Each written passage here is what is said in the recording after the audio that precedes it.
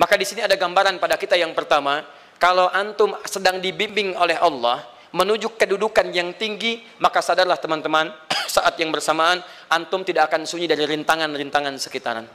Catat itu baik-baik. Anda kedudukan biasa, naik luar biasa, maka hambatannya itu akan semakin meningkat, tidak sama dengan sebelumnya. Anda orang kecil, diuji dengan ujian kecil. Anda orang menengah, diuji dengan ujian menengah. Anda kedudukan yang tinggi, maka akan diuji dengan kedudukan yang lebih tinggi lagi.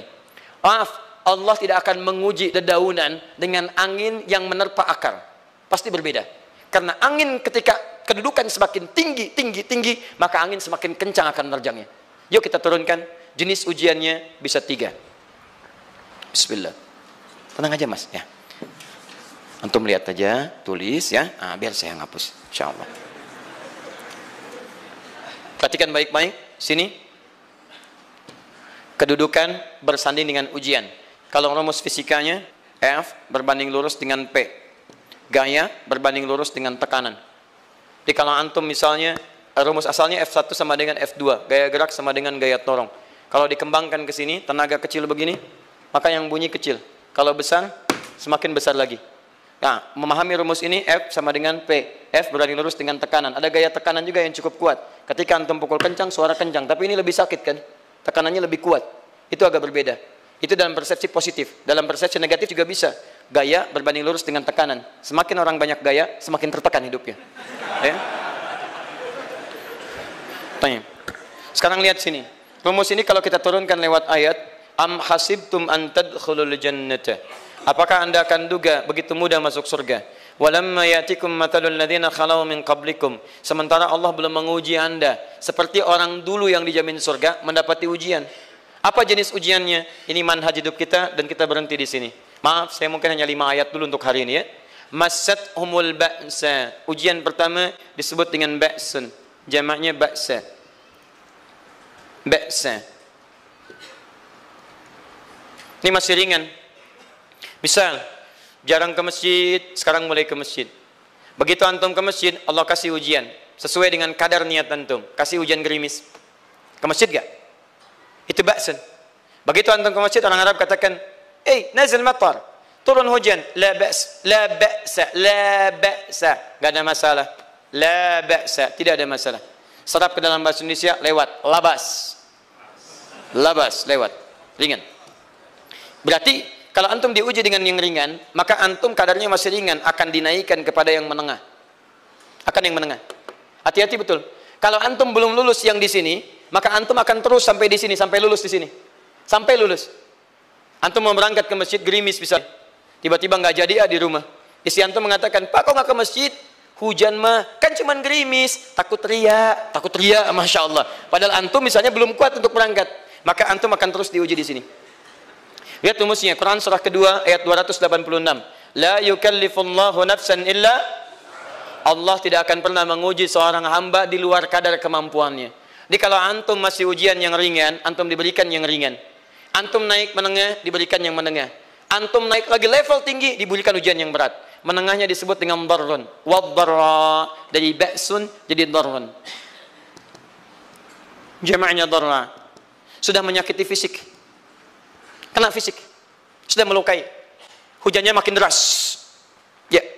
Kalau dalam kehidupan, yang ini mungkin celaan biasa. Duh, sudah berubah ya. Masya Allah. Sekarang jilbabnya sudah panjang. Masya Allah. Duh, semakin panjang ya. Nyaingin Batman ya. Masya Allah. Udah banyak. Begitu sudah mulai pakai cadar, ninja. Oh, Masya Allah. Dorra. Sudah nggak enak ke fisik. Dorrun. Dorrun. Lihat rumusnya ya, lihat rumusnya baik-baik. Ini lebih menenangkan pada jiwa. Ketika anda dalam level-level seperti ini artinya Allah sedang menaikkan iman anda dalam level yang lebih tinggi lagi. Jadi ketika ada celaan menghunjam dalam lisan seseorang, sudah mulai menyakiti, itu sebetulnya pengakuan dari Allah lewat lisan orang itu, bahwa anda sedang diangkat keimanan pada tingkat yang lebih tinggi. Ada yang mengatakan, kamu kenapa sih pakai jilbab begitu? Yang biasa aja kali. Mah, yang iman biasa sudah banyak. Saya ingin menampilkan keimanan yang luar biasa. Supaya dengan iman itu saya lebih mendoakan mama. Saya menampakkan amalan-amalan. Mudah-mudahan pahalanya bisa buat mama. Masuk dengan bahasa yang baik. Masya Allah. Jadi kalau antum bisa melawan hal-hal demikian dengan bahasa yang indah, itu nyaman kepada jiwa. Kadang-kadang ada kalimat-kalimat yang tidak perlu pakai dalil, teman-teman sekalian. Kembalikan ke sini. Terakhir, wazulzilu zilzal. Zulzilu zilzal. Gempa, goyang. Dia ada ujian yang bisa menggoyangkan diri kita, membuat gempa hati kita. Antum sudah nggak kuat, kadang-kadang di jalan sempoyongan, padahal nggak ada gempa di luar, cuman hati kita kayak kena goncangan. Diserang sana, serang sini, nggak bisa tidur, nggak bisa makan, tawarin ini susah, itu susah. Wazulzilu. Bahkan hatta yaqula Rasulullah walladzina amanu ma'ahu mata nasrullah. Sampai-sampai Rasul SAW, bahkan orang-orang beriman, bahkan yang setelahnya bisa mengatakan, kapan ini berakhir? Akan tiba masa Anda mengalami satu situasi sampai Anda mengatakan, kapan berakhirnya yang seperti ini? Serang, serang, serang. Perhatikan, jika Anda berada pada level ini, saya ucapkan selamat kepada Anda. Karena Anda akan diangkat pada kedudukan yang tertinggi di antara sekian ujian yang ada. Zilzal. Artinya Allah akan naikkan Anda pada derajat yang tinggi.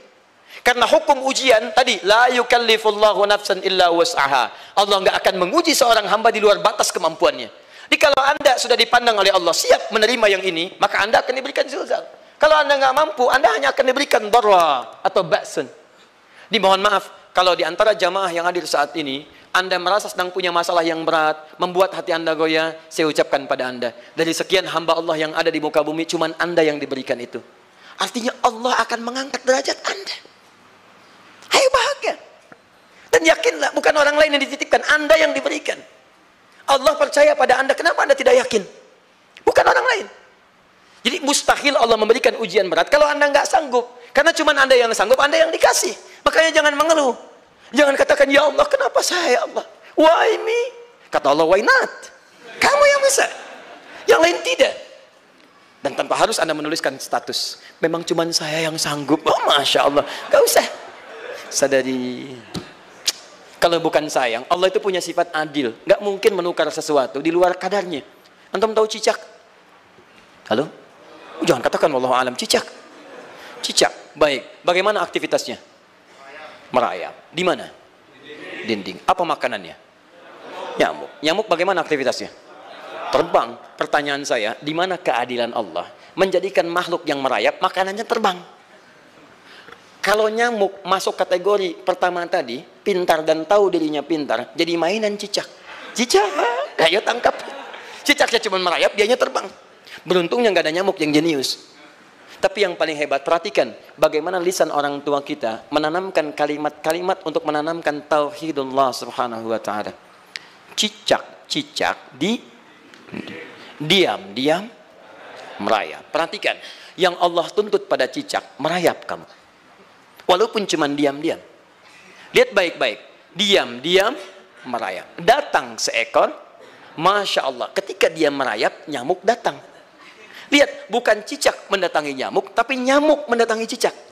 Kalau cicak tidak merayap, mustahil nyamuknya datang. Allah hanya tunjukkan, kamu merayap ya, nyamuk datang. Sekalipun dia merayap, cuman diam-diam, nyamuknya datang. Jadi hukum Allah itu kalau dipatuhi, nikmat kehidupan. Cicak gak merayap, nyamuk gak datang. Cicak merayap, nyamuk datang. Datang seekor nyamuk. Setelah itu, silahkan. Jadi kalau kita teman-teman ikuti hukum Allah, mau berat, alhamdulillah. Mau ringan, alhamdulillah. Ya mau sedang, alhamdulillah. Begitu diangkat, artinya ada pengakuan dari Allah, iman kita akan diangkat. Cuman, bahasa Nabi Ya'qub alaihissalam kepada Yusuf alaihissalam, mesti ada persiapan dalam mengatasi itu semua. Tidak cukup hanya mendiamkan saja. Maka kata Nabi Ya'qub, jangan kisahkan dulu. Bikin dulu pemetaan-pemetaan untuk mudah mengatasi itu semua. Ini poinnya. Anda harus punya rencana. Maka Nabi Ya'qub menyiapkan, bekali dulu ini, siapkan itu. Kalau ambil ke aspek teori untuk kita sekarang, tafsir dari ini untuk menyelesaikan solusi di Quran surah kedua ayat 214 tadi, maka jawabannya ada di Quran surah ketiga ayat 142, paling kiri sebelah atas. Ini kanan sebelah bawah, ini kiri sebelah atas. Dan awal ayatnya dibuka dengan kalimat yang sama. Perhatikan, Al-Baqarah ayat 214 kalimatnya menggunakan am hasibtum an tadkhulul jannah. Ali Imran 142 am hasibtum an tadkhulul jannah. Yang Al-Baqarah itu ujiannya, walamma ya'tikum mathalul ladzina khalau min qablikum masathumul ba'sa wad-dharra waz-zulzilu. Yang Ali Imran itu solusinya. Am hasibtum an tadkhulul jannata walamma ya'lamillahu alladhina jahadu minkum wa ya'lamas sabirin. Saya tutup sampai sini dulu. Teman-teman perhatikan, walamma, sedangkan Allah ya'lamillahu alladhina jahadu minkum, belum melihat kesungguhan Anda untuk mengatasi berbagai persoalan kehidupan itu. Kalimat jahadu, akar katanya dari kata al-juhdu. Serius, sungguh-sungguh. Jadi kalau persoalan Anda ingin segera selesai, Anda mesti serius. Hei yang sedang kuliah, kalau mau cepat selesai kuliahnya, serius belajarnya. Pahami dengan baik. Kalau Anda nggak pernah serius, bagaimana bisa menyelesaikan pelajaran dengan baik? Hei yang sedang berumah tangga, kalau ingin baik rumah tangganya, serius dalam berumah tangga. Keluarkan hukum-hukum Allah, terapkan dalam kehidupan rumah tangga. Anda akan mendapatkan manfaatnya. Hei yang sedang berbisnis, serius dengan pekerjaan. Karena hanya orang serius yang bisa menghasilkan kekayaan-kekayaan yang terbaik. Serius dalam ibadah, karena ibadah melahirkan keberkahan dengan kekayaan yang Anda dapatkan dari titipan Allah Subhanahu wa taala. Ayo serius. Al-juhdu dibagi 3 bagian. 1, serius dalam merencanakan, disebut ijtihad namanya. Bikin rencana. Misal, maaf, tadi dalam keluarga, kalau diambil kedudukan Yusuf alaihissalam, antum tempatkan itu pada porsi pertama sebagai target. Misal, Yusuf diberikan kedudukan oleh Allah. Bagaimana anak saya punya kedudukan walaupun tidak sama dengan Yusuf alaihissalam? Cari, rencanakan, buat pemetaan. Di masa depan anak saya mesti punya kedudukan. Apa? Kalau dalam kedokteran, kedudukan dokter yang terbaik. Kalau dalam bisnis, pengusaha yang terbaik. Misal, kalau dalam pemerintahan, jangan tanggung-tanggung, jadi presiden, jadi itu. Anda turunkan kemudian pendidikannya dari situ. Ijtihad direncanakan. Masuknya lewat sini, lewat sini, lewat sini, lewat sini. Seperti kemudian, maaf, Hannah dengan Imran, rahimahumullah, merencanakan hasil yang terbaik untuk Maryam, bahkan sejak dalam kandungan. Quran surah ketiga Ali Imran dari ayat 35 sampai 37, paling kiri pertengahan sampai bawah. Idz qalat imra'atu Imran rabbi inni nazartu, bahkan nazar. Nazartu ma fi batni muharrara, saya bernazar anak saya yang lahir ini akan punya kedudukan dekat dengan Allah Subhanahu wa taala. Di sejak bayi direncanakan. Mau jadi apa? Setelah itu apa? Jihad. Jihad itu kesungguhan dalam mempraktekkan, mengaktualisasikan konsep yang sudah dibuat. Jangan sampai cuma berdoa, tapi doanya tidak disandingkan dengan ikhtiar, nggak nyambung. Makanya ketika lahir ada jihad, jihad dengan doa. Falamma wada'at saqalat rabbi inni wada'tuha untha, ayat 36-nya. Wallahu a'lamu bima wada'at wa laysa dzakaru kal untha. Lihat, wa inni sammaituha Maryam wa inni wa'idhuha bika wa dzurriyyataha minasyaitonir rajim. Doa.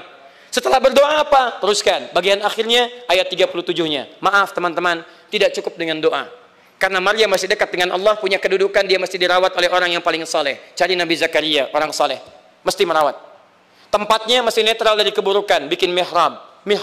Jadi tempat dibuatkan, orang soleh merawat, doa dipanjatkan, doa berbanding lurus dengan ikhtiar. Apa yang terjadi? Ayat 37-nya. Fataqabbalaha rabbuha biqabulin hasanin wa ambataha nabatan hasana. Maka Allah Subhanahu wa taala menerima usaha orang tua ini. Doanya diterima, ikhtiarnya diterima.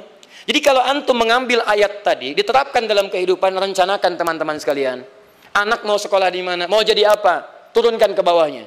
Oh, dia mau jadi dokter, dokter yang hafal Quran, turunkan. Pendidikannya di sini, di sini, di sini, di sini sampai paling kecilnya. Siapa gurunya yang dekat dengan Allah? Sekolahnya yang menjauhkan dari hal-hal keburukan. Sampai satpamnya soleh, securitynya soleh, koperasinya orang-orang soleh, gurunya orang-orang soleh. Hadirkan. Kalau ikhtiarnya sudah nyambung dengan doa, maka fataqabbalallah, qabbalallah. Taqabbalaha rabbuha. Diterima Maryam, antum diterima. Di kadang-kadang yang nggak nyambung nih begini, doanya nggak nyambung dengan ikhtiar, itu masalahnya. Ya Allah mohon ya Rabb, jadikan anak saya rajin sholat, hafal Al-Quran, tapi ditempatkan di sekolah yang tidak pernah mengajarkan sholat, nggak nyambung. Ditempatkan di tempat yang tidak pernah mengajarkan Quran, tidak nyambung.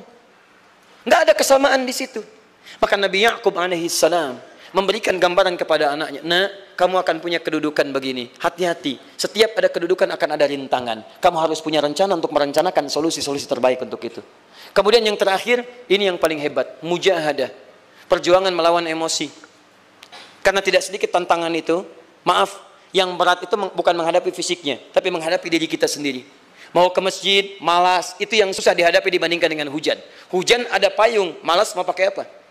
Maaf, menurun, semangat turun, malas datang, kecewa datang, pesimis datang, lawan, namanya mujahadah.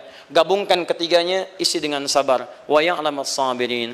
Manhaj itulah yang diberikan kepada Yusuf, sehingga Yusuf nanti mengalami tahapan-tahapan kehidupan sampai dengan beliau mencapai puncak tertinggi, disebut kemudian menjadi Al-Aziz, dan disitulah kemudian terbukti mimpinya. Setelah 40 tahun atau 80 tahun disebutkan dalam satu riwayat, maka terbuktilah mimpi ini. Punya kedudukan, bapak ibunya beserta saudara-saudaranya sujud di hadapan Yusuf alaihissalam.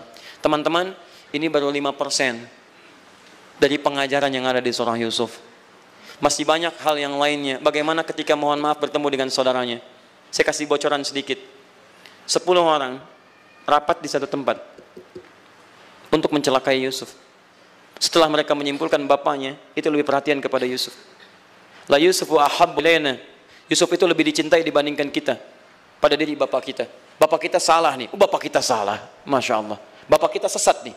Ya, inna abana la fi dhalalim mubin. Bapak kita sesat banget nih. Salah bapak nih. Ya harusnya kita yang dicintai, kita lebih kuat. Wa nahnu usbah, kita lebih hebat dibanding dia. Rapat teman-teman. Yang hebat begini, 10 orang rapat. Diajukan usulan untuk membunuh Yusuf. Saya mau tanya pada antum, kalau 10 orang rapat, 9 mengusulkan A, 1 mengusulkan B. Kira-kira yang diterima secara quorum 9 atau 1? 9. Ini bisa tertukar. Tertukar. Pembunuhan diusulkan, 9 orang condong. 1 orang mengusulkan, la taqtulu Yusuf, jangan bunuh Yusuf. Alqihi fi ghayabatil jubbi, yaltaqithu ba'du sayyarah. Cukup lemparkan dia ke tempat gelap. Kemudian di tempat itu akan lewat para kafilah, dia diambil dan menjauh dari kita. Yang penting kan Yusufnya nggak ada, supaya dosa kita nggak berat-berat amat.